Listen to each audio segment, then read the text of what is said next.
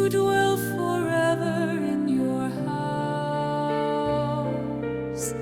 that I may gaze on your loveliness all the days of my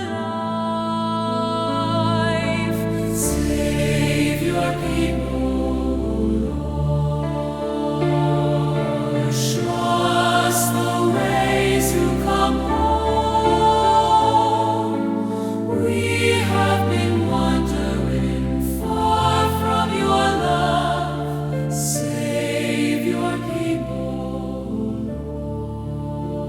Sa ngalan ng Ama, ng Anak at ng Espiritu Santo, Amen. sumainyo ang Panginoon. At sumaiyo rin.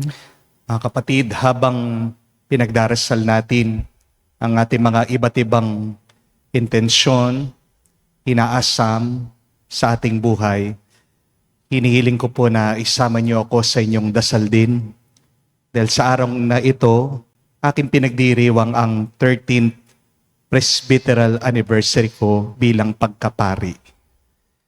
Isang grasya ang pagkapari, pero mahirap ang buhay ng isang pari. Dahil ang demonyo, isa sa mga sinisiraan niya, tinitira niya, ay ang pinakapinuno ng simbahan. Dahil kung wala ang namumuno, kalat ang simbahan. Kung paano maririnig natin sa Ebanghelyo ang ating Panginoong Jesucristo na ang tumutulong, pero siya pa ang pinagsabihan ng masama. Nagpapalabas daw siya ng masamang espiritu. Minsan, masakit na karanasan yan, na tayo nang naglilingkod, tayo nang may mabuting loob, tayo pang pag-iisipan ng masama ng ibang tao. Kaya nga hindi natin masisisi ang ibang tao na mas piliin pa nilang maging masama. Pero mga kapatid, kahit na mahirap, kahit na masakit, kahit na may pagsubok, piliin nating maglingkod, piliin nating magmahal, piliin natin na sundan natin ang yapak ng ating Panginoong Hesukristo. Hindi lang dahil merong naghihintay sa ating gantimpala, o hindi dahil ito talaga tayo. Tayo ay ginawang mabuti ng Diyos, tayo ay mula sa pagmamahal niya, kaya meron ka pa ring maibibigay na mabuti, maganda sa iba. Kaya naman mga kapatid, alalahanin natin ang mga pagkakataon na kung saan mas pinili natin magkasala kaysa sa maging tapat sa Panginoon para tayo'y makitang karapat dapat makatanggap sa mga banal na misteryo. Inaamin ko Sa makapangyarihang Diyos at sa inyo mga kapatid, na lubha akong nagkasala sa isip, sa salita, sa gawa at sa aking pagkukulang, kaya isinasamo ko sa mahal na Birheng Maria, sa lahat ng mga anghel at mga banal, at sa inyo mga kapatid, na ako'y ipanalangin sa Panginoong ating Diyos. kawan tayo na makapangyarihang Diyos, patawarin tayo sa ating mga kasalanan at patnubayan tayo sa buhay na walang hanggan. Amen. Panginoon, kaawaan mo kami. Panginoon, kaawaan mo kami. Kristo, kaawaan mo kami. Kristo, kaawaan mo kami. Panginoon, kaawaan mo kami. Panginoon, kaawaan mo kami. Manalangin tayo. Ama naming makapangyarihan, kami dumudulog sa iyong dakilang pag-ibig. Ngayon ang araw ng kaligtasan ay palapit ng palapit. Upang sa pagdiriwang ng pagkabuhay, kami lalong sumisigasig. Sa pamagitan ni Jesucristo kasama ng Espiritu Santo, magpa sa walang hanggan. Amen.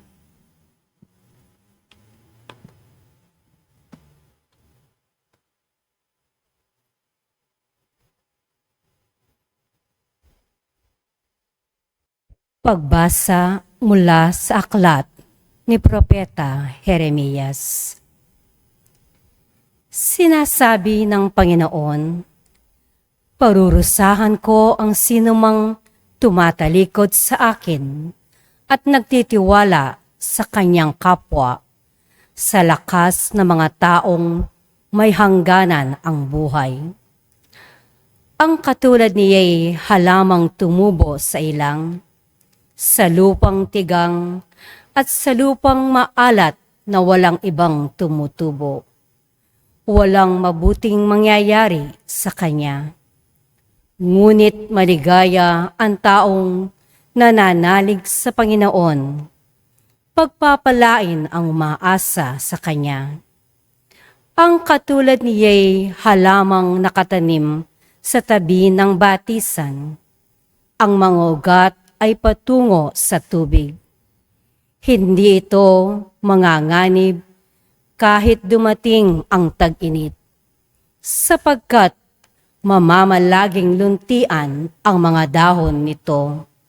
Kahit di umulan, ay wala itong aalalahanin. Patuloy pa rin itong mamumunga. Sino ang makauunawa sa puso ng tao? Ito'y magdaraya at walang katulad. Wala ng lunas ang kanyang kabulukan. Akong Panginoon ang sumisiyasat sa isip at sumusubok sa puso ng mga tao. Ginagantihan ko ang bawat isa ayon sa kanyang pamumuhay at ginagantimpalaan ayon sa kanyang ginagawa. Ang salita ng Diyos. Salamat sa Diyos. Panginooy inyong dinggin, huwag niyo siyang salungatin. Panginooy inyong dinggin, huwag niyo siyang salungatin. Tayo ay lumapit sa ating Panginoon. Siya ay awitan, ating papurihan. Ang batong kublihan natit kalakasan. Tayo ay lumapit sa kanyang harapan nang may pasalamat. Siya ay purihan ng mga awiting may tuwa at galak.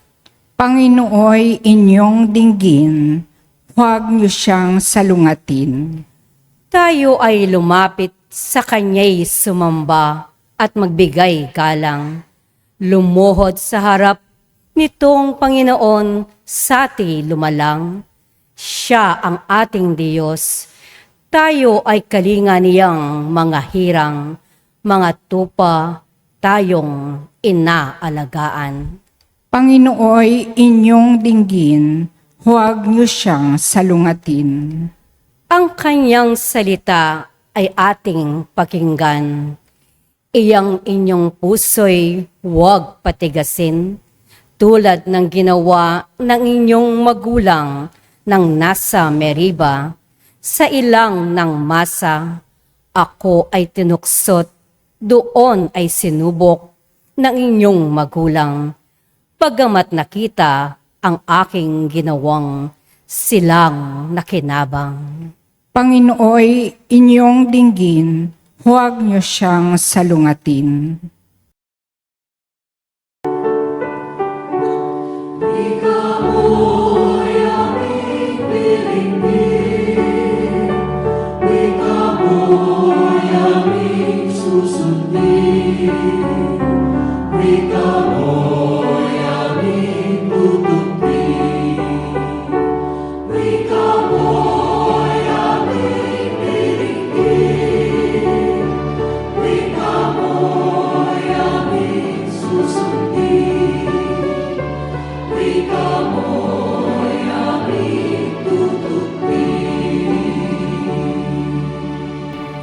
Magsisi tayong mataos, halinang magbalik loob sa mapagpatawad na Diyos, sa Kanya tayo'y dumulog at manunumbalik na lubos. Sumainyo ang Panginoon. At sumayo rin. Ang mabuting balita ng Panginoon ayon kay San Lucas. Papuri sa iyo, Panginoon. Nung panong yon, pinalayas ni Jesus ang isang demonyong sanhi ng pagkapipi ng isang lalaki. At ito'y nakapagsalita na mula noon. Nagilalas ang mga tao, ngunit may ilan sa kanilang nagsabi, si Beelzebul na prinsipe ng mga demonyo ang nagbibigay sa kanya ng kapangyarihang magpalayas ng mga demonyo. May iba namang nais siyang subukin, kaya't nagsabi, magpakita ka ng kababalaghang magpapakilala na ang Diyos ay sumasayo. Ngunit batid ni Jesus ang kanilang iniisip. Kaya't sinabi sa kanila, babagsak ang bawat kahariang nahahati sa magkakalabang pangkat at mawawasak ang mga bahay roon. Kung maghimagsik si Satanas laban sa kanyang sarili, paano mananatili ang kanyang kaharian? Sinabi ninyong nagpapalayas ako ng mga demonyo sapagkat binigyan ako ni Beelzebul ng kapangyarihang ito. Kung ako'y nagpapalayas sa mga demonyo sa pamagitan ni Beelzebul, sino naman ang nagbigay ng kapangyarihan sa inyong mga tagasunod na makagawa ng gayon? Sila na rin ang nagpapatunay na maling-mali kayo. Ngayon, kung ako'y nagpapalayas ng mga demonyo sa pamagitan ng kapangyarihan ng Diyos, nangangahulugang dumating na sa inyo ang paghahari ng Diyos. Kapag ang isang tao malakas at nagsasandatahan ay nagbabantay sa kanyang bahay, malayo sa panganib ang kanyang ari-arian. Ngunit kung salakayin siya at talunin ng isang taong higit na malakas, sasamsamin nito ang mga sandatang kanyang inaasahan at ipapamahagi ang ari-ariang inagaw. Ang hindi panig sa akin ay laban sa akin. Ang nagkakalat ang hindi tumutulong sa aking mag-ipon. Mga kapatid, ang mabuting balita ng ating Panginoon. Pinupuri ka naming Panginoong Heso Kristo. Magandang araw po muli sa inyong lahat. At bago po ang lahat, gusto ko pong magpasalamat sa lahat na nag-greet sa akin online, sa aking mga parishioners, sa ating mga kaibigan, sa aking mga pamilya, kamag-anak. Maraming salamat po sa inyong greeting. Tinatanong po nila anong aking wish. Ngayong 13 years na akong pari. Hindi ko po birthday ha, anniversary ko po bilang pari. Sa mga nagtatanong po ilang taon na ako, 40 years old pa lang po ako. Sa April po ang aking birthday, magpo-41 na ako. But today I am celebrating my 13th sacerdotal or presbyteral anniversary. Wala po akong wish, panalangin. At 3 po ang aking dasal. Una, health, kalusugan. Naranasan ko po kasi pagtungtong ko ng 40, ang dami ko na pong nararamdaman. Sabi po nila, life begins at 40. Di po ako naniniwala doon. Maintenance begins at 40. Meron na rin po akong parang calculator. Alam niyo po yon, nilalagay mo yung mga gamot mo. Monday, Tuesday, AM, PM. Sabi ko, tanda ko na. Meron po akong mga gamot para sa sugar, para po sa uric, para po sa aking cholesterol. Valedictorian po ako. Nagba-blood test po ako. So please, pray for my health. Dahil hindi ko po magpapatuloy itong aking serbisyo, ang aking mission, kung mahina ang aking katawan. At request ko lang po sa mga nag-i-invite sa akin palagi, kumain. Maawa naman kayo sa akin. Huwag niyo na akong papakainin ng matataba. No? Kahit na ang favorite ko po crispy pata, please. No? Have mercy on me. Diet muna po tayo. No? So that is my first prayer. That God would give me health so that I may continue to serve Him and to serve you. But my second prayer is, I pray for more joy. I always say this, that happiness is a choice, but joy is a gift. Mahirap din pong naglilingkod na hindi ka masaya. Di po ba? Nakakapagod din po ang buhay ng isang pari. Lalong-lalo na po, ang dami po nakakapanood sa akin, pumupunta po dito sa parokya, ayaw ko naman pong pinapahiya, kaya kahit na pahinga ko po, minsan ako ay tatayo, bababa, just to meet yung mga bumibisita sa akin. So, kulang po ako sa pahinga. Kaya nga, ang tawag ko na sa sarili ko, ang paring walang pahinga. Pero kahit na pagod, I always ask the Lord to give me the grace of joy. Maging masaya, matuwa, kahit na ako'y pagod sa paglilingkod, sa pagtulong sa mga taong nalulungkot at nahihirapan. But the third and last, it's not for me. It is for the world. I pray for peace. And please join me in this third prayer. Let us pray for world peace. Sabi po nila, may panganib na tayo papasok na sa World War III. Kahit na malayo po tayo sa Middle East, apektado pa rin po tayo. Siguradong may panganib po sa ating food security, energy security. At sino po ang kawawa? Tayong lahat. Ibig sabihin may pera ka ngayon, safe ka na. Hindi po ba? Wala pong nananalo sa gera. Kaya pagdasal po natin na ang banal na espiritu, pukawin, hipuin, ang isip at puso ng bawat isa nito mga bansang nagigera. Naway tigilan na nila ang digmaan. Amen? Muli po sa inyong lahat, maraming salamat po sa inyong mga greetings. Meron pong isang kwento tungkol sa isang maliit na bata. Takot na takot daw po siya sa kanyang anino. Takbo na daw po ng takbo itong bata. Paikot-ikot kasi tinitignan niya, sinusundan siya palagi ng kanyang anino. Hanggang napagod po itong bata, bumagsak na lang. Padaan po yung tatay niya, nakita niya, itong kanyang anak, exhausted, pagod na pagod. Sinabihan siya, sabi, "Anak, kung gusto mong mawala yung anino mo, huminto ka at tumayo ka lang malapit sa liwanag." Ganda po, no? Sipin niya po yun. Ang tanong, ano ang anino mo? Ano ang palaging sumusunod sa iyo? Ano yung bagay na ayaw mo pero hindi ka tinatantanan?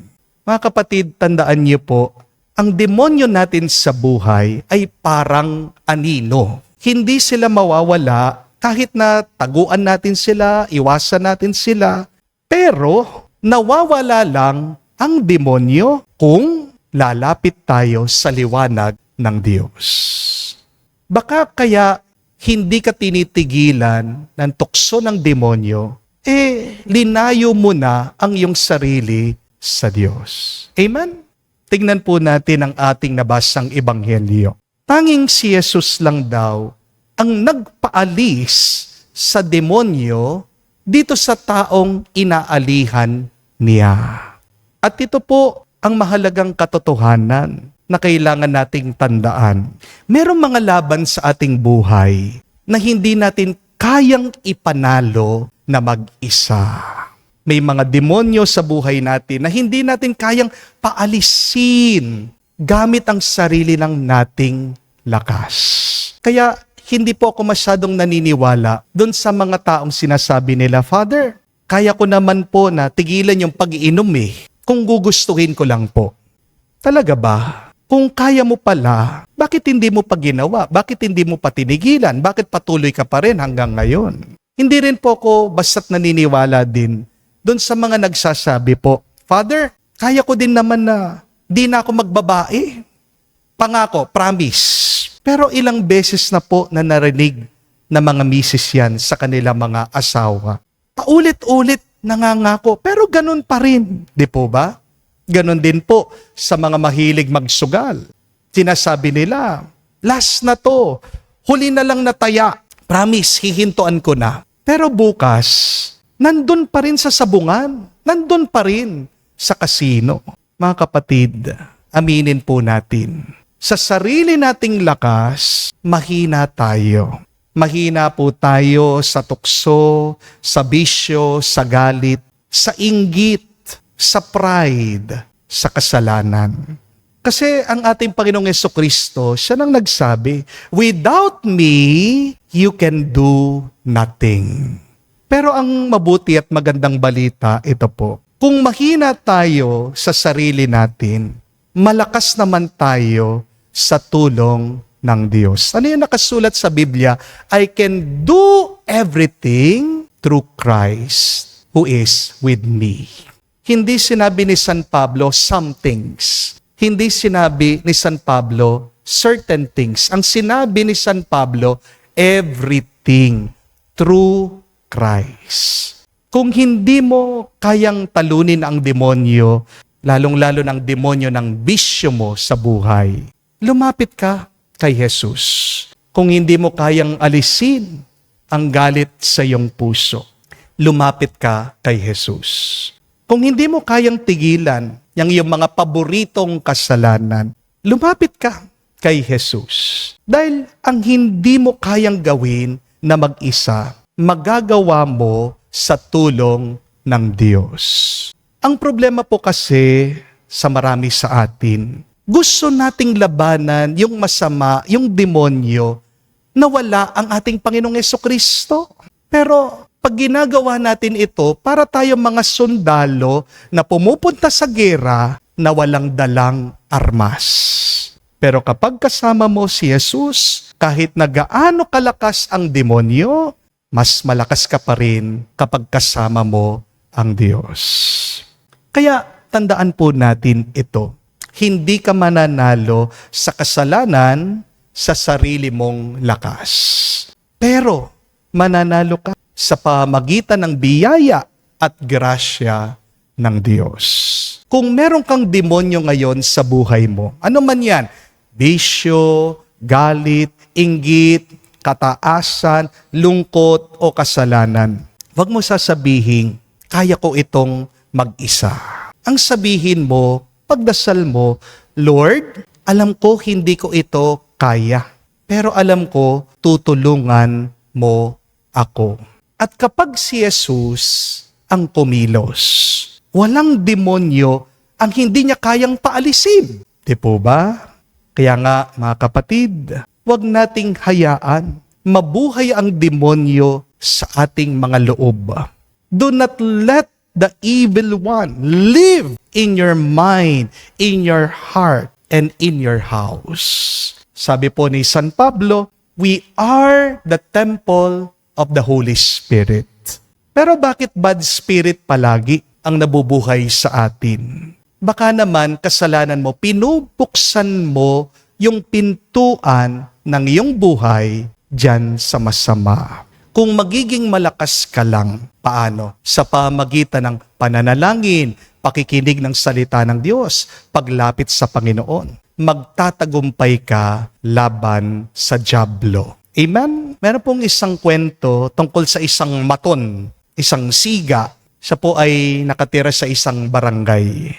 Kinakatakutan po siya ng lahat ng mga tao. Napakayabang po nitong taong ito dahil porket malaki yung kanyang katawan. Siya daw po yung pinakamalakas doon. Wala daw makakatalo sa kanya. Pero merong isang matandang lalaki, sinabihan siya, pinaalala sa kanya. Ang sabi, maaaring ngayon malakas ka, pero darating ang araw, merong darating mas malakas kesa sa iyo. Ito daw pong siga, tinawanan lang yung matanda at nagpatuloy po siya sa kanyang kayabangan. Isang gabi, alam niyo nangyari, dinapuan siya ng isang malalang sakit. At kinaumagahan, nanlalambot daw tong lalaki, hindi siya makatayo sa kanyang kama, hindi daw siya makalabas sa kanyang bahay.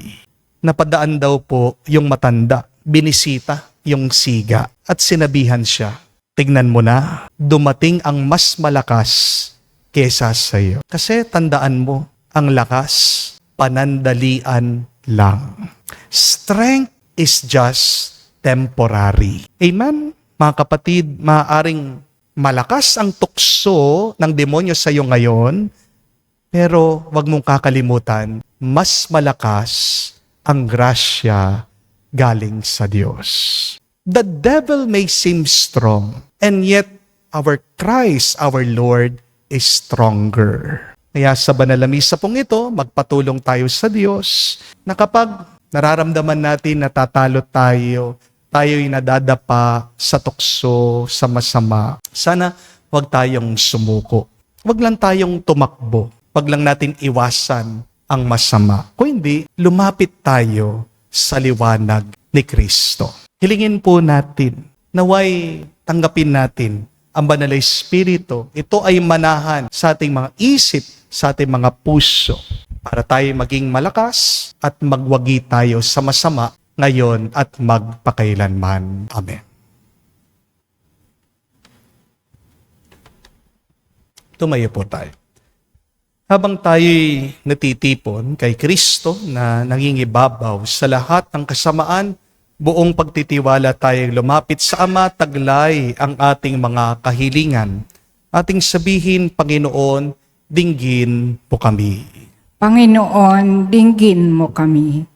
Ang simbahan naway magpanibago at magpatotoo ng tapat sa mga dapat pahalagahan sa buhay at tumulong sa muling pagbubuo ng isang wasak na mundo. Manalangin tayo sa Panginoon. Panginoon, dinggin mo kami. Ang mga Kristiyanong mananampalataya naway magkaroon ng tapang na mangaral sa ngalan ni Kristo. Manalangin tayo sa Panginoon. Panginoon, dinggin mo kami. Atin nawang buong pusong itaguyod ang pagtatanggol sa katotohanan at salungatin ang malikhaing pang-aakit ng kasamaan. Manalangin tayo sa Panginoon. Panginoon, dinggin mo kami. Sa katahimikan po ng ating puso, banggitin natin, sabihin natin sa Diyos ang ating mga personal na pangangailangan. Ama naming makapangyarihan, sa paghahandog namin ng mga panalangin, pinasasalamatan ka namin dahil sa iyong anak na tumubos sa aming kasalanan at kamatayan, na nabubuhay at nagahari magpa sa walang hanggan. Amen.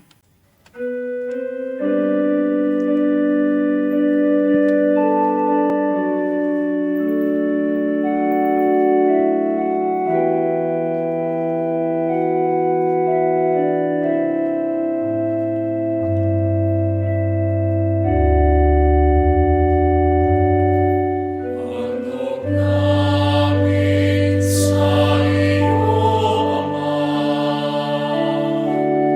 ang tinapay at alak na ito.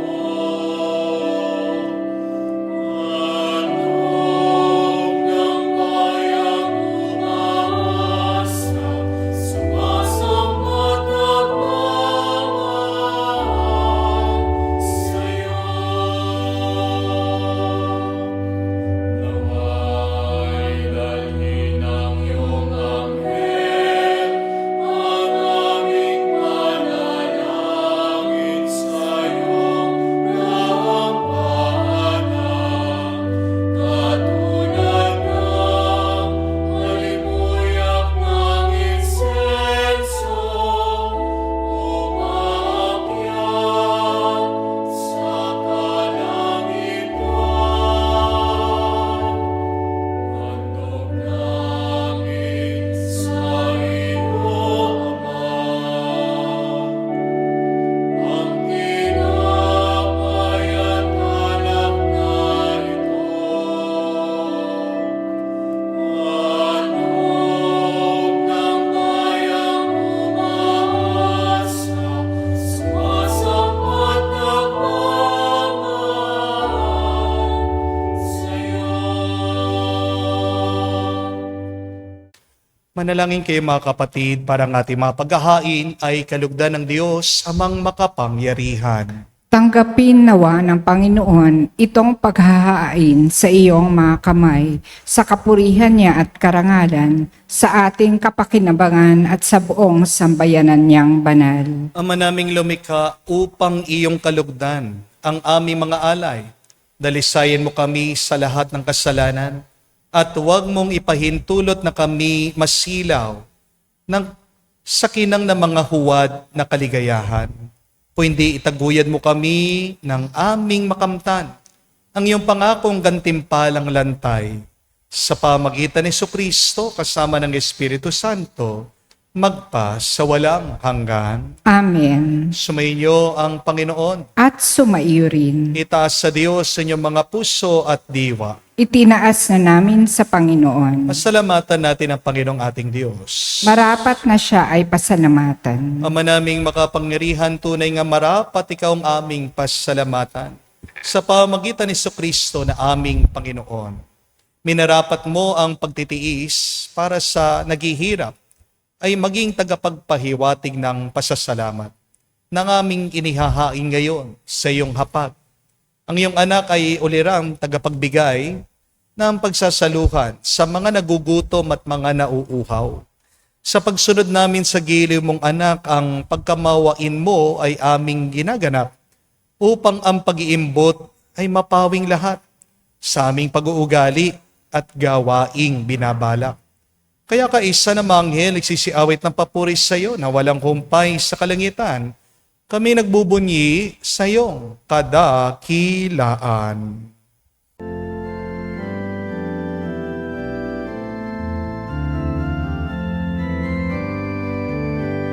Santo, Santo, Santo, Panginoon Diyos ng mga hukbo, napupuno ang langit at lupa ng kadakilaan mo. Hosana, Hosana, sa kaitaasan, pinagpalang na paririto sa ngalan ng Panginoon. Hosana, Hosana, sa kaitaasan. Hosana, Hosana, sa kaitaasan.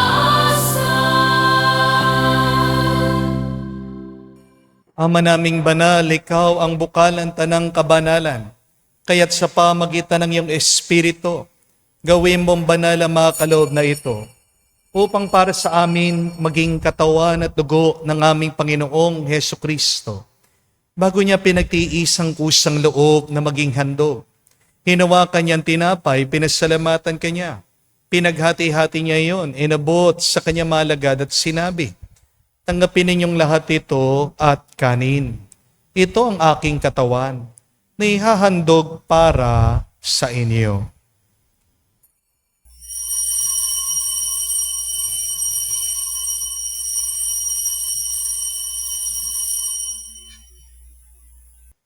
Gayon din naman na matapos ang hapunan, hinawakan niyang kalis. Muli kanyang pinasalamatan, inabot niya ang kalis sa kanya malagad at sinabi, tanggapin ninyong lahat ito at inumin. Ito ang kalis ng aking dugo, ng bago at walang hanggan tipan.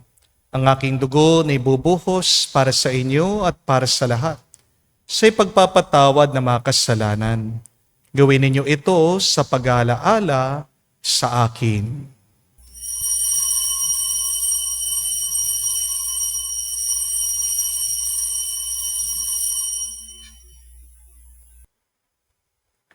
Ang misteryo ng pananampalataya.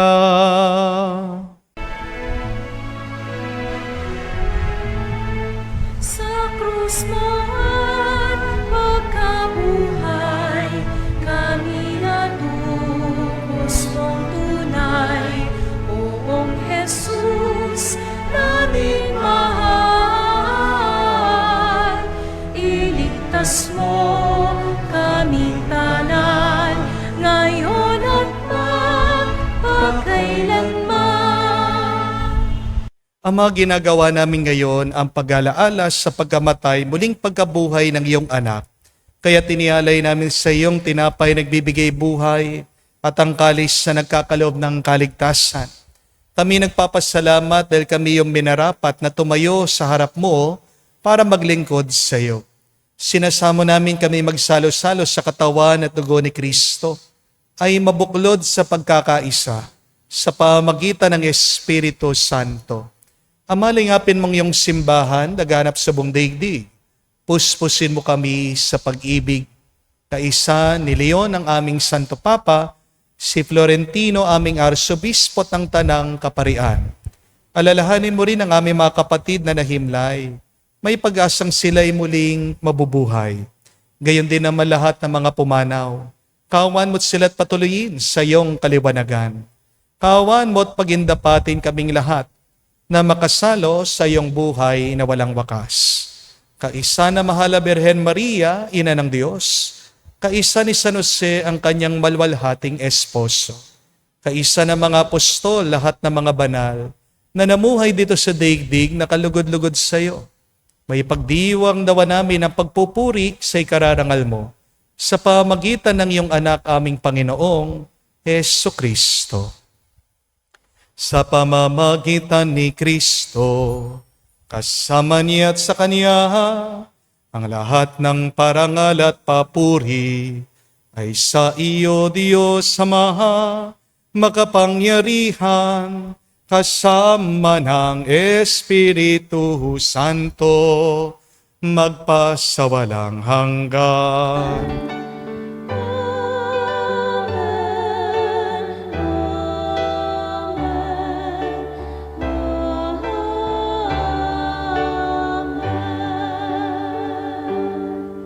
Sa nakagaling na utos sa turo ni Jesus na Panginoon natin na Diyos, ipahayag natin ang lakas loob.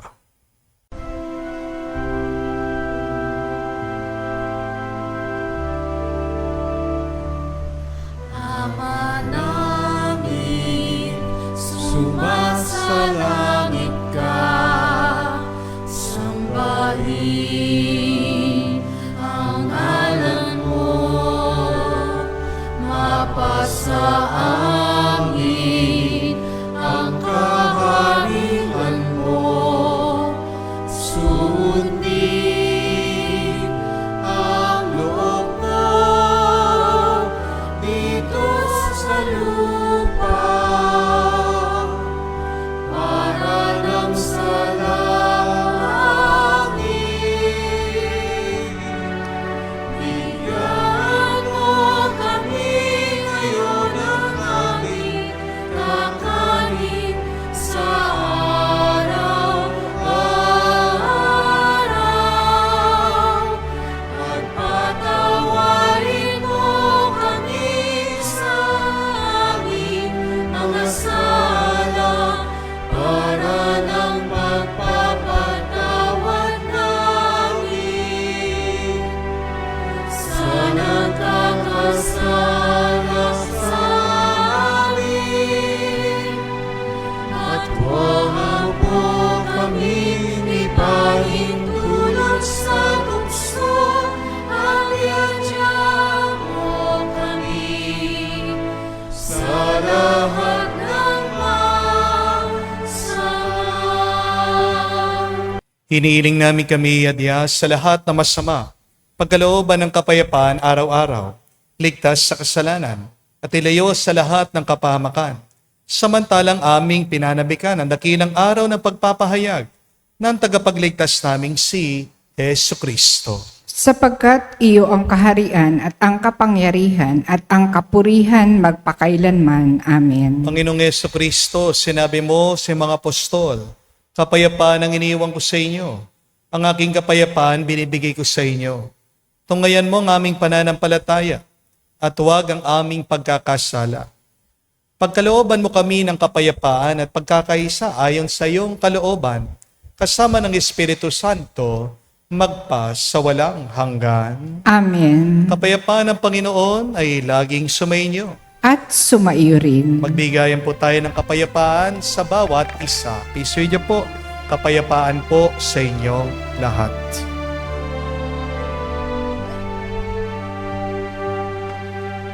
Kordero ng Diyos na nag-aalis ng mga kasalanan ng sanlibutan, maawa ka sa amin, maawa ka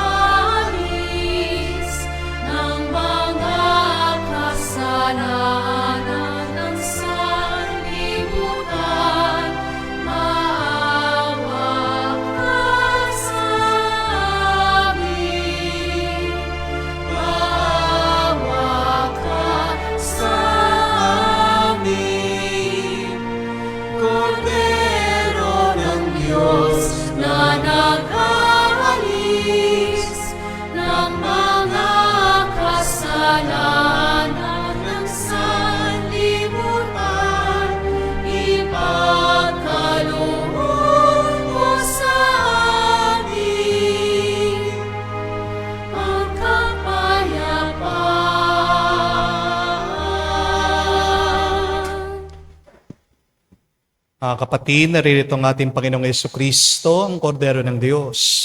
Siya nag-aalis sa mga kasalanan ng sanlibutan. Mapalad tayong lumalapit sa piging ng kordero. Panginoon, hindi ako karapat-dapat na magpatuloy sa iyo, ngunit sa isang salita mo lamang ay gagaling na ako.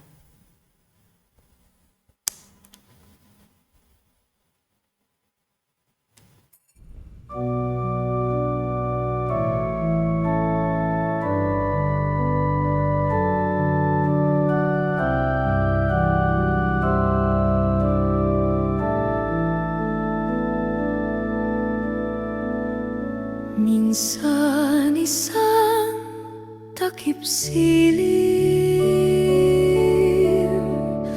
may nagdiwang at may naghalin ng tinapay at alak, pagkain nagmula sa langit.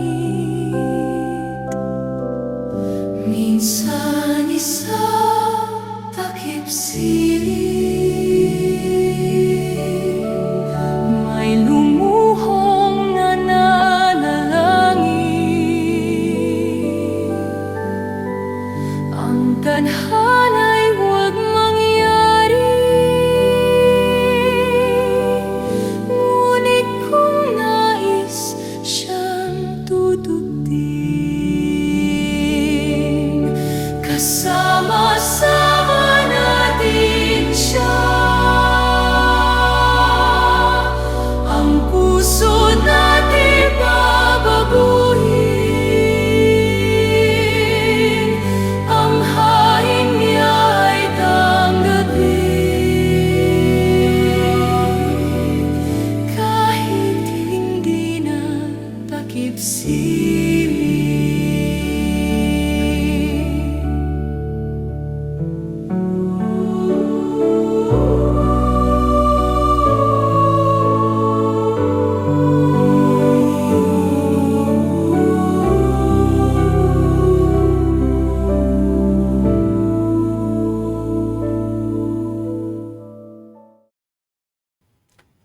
Manalangin tayo. Ama namin mapagmahal, kaming pinagsalo mo sa banal na pakikinabang, na iyong tulungan may sa loob at may sa katuparan. Ang iyong pagliligtas na aming pinagdiriwang sa pamagitan ni Jesucristo kasama ng Espiritu Santo, magpa sa walang hanggan. Amen. Muli po, maraming salamat sa lahat na nag-greet sa akin ngayong 13th Presbyteral Anniversary ko. Sa inyo pong lahat, I am praying for you. May the good Lord continue to bless you and to keep you. Ano po ang aking hiling, ang inyong panalangin. Please pray for me that I would stay healthy, joyful, peaceful. Let us also gather our prayers together. Magkaisa po tayo para sa panalangin ng buong mundo. Naway magtagumpay ang kapayapaan. At tandaan po natin na hindi natin malalabanan mag-isa ang masama. All of us are struggling with sin. Hindi ibig sabihin na ako'y pari, hindi na ako nagkakasala, hindi po ibig sabihin kayo'y madasalin, na hindi na kayo tutuksuhin. Minsan yung mga pinakamalapit sa Diyos, sila ang tinutukso palagi ng masama. Tandaan niyo po, yung mga makasalanan, hindi na kailangan tuksuhin ng demonyo. Nagkakasala na sila eh. Di po ba? Kaya mas matakot ka kapag normal na lang sa'yo yung nagkakasala. Huwag kang mag-alala kung ikaw ay tinutukso ng demonyo. Kasi ibig sabihin, meron kang tama na ginagawa. Kaya anong kailangan natin gawin? Mas lumapit pa tayo sa ating Panginoong Jesucristo, mawawala ang anino ng masama kung tayo nasa liwanag ng Diyos. At ang sandata natin laban sa masama ay ang panalangin, ang salita ng Diyos. At ang ating paglapit sa Kanya. Remember, we can do everything when Christ lives through us. The question is, are you for Christ or not? Kailangan, pag sinabi mo, ikaw ay para kay Kristo, buong buo, hindi dapat hati ang puso natin. Kung sino tayo sa loob ng simbahan, sana ganun din tayo. Paglabas ng simbahan, lalong-lalo na pag-uwi natin, kapag nakakaharap natin at nakakasalamuha ang ibang tao.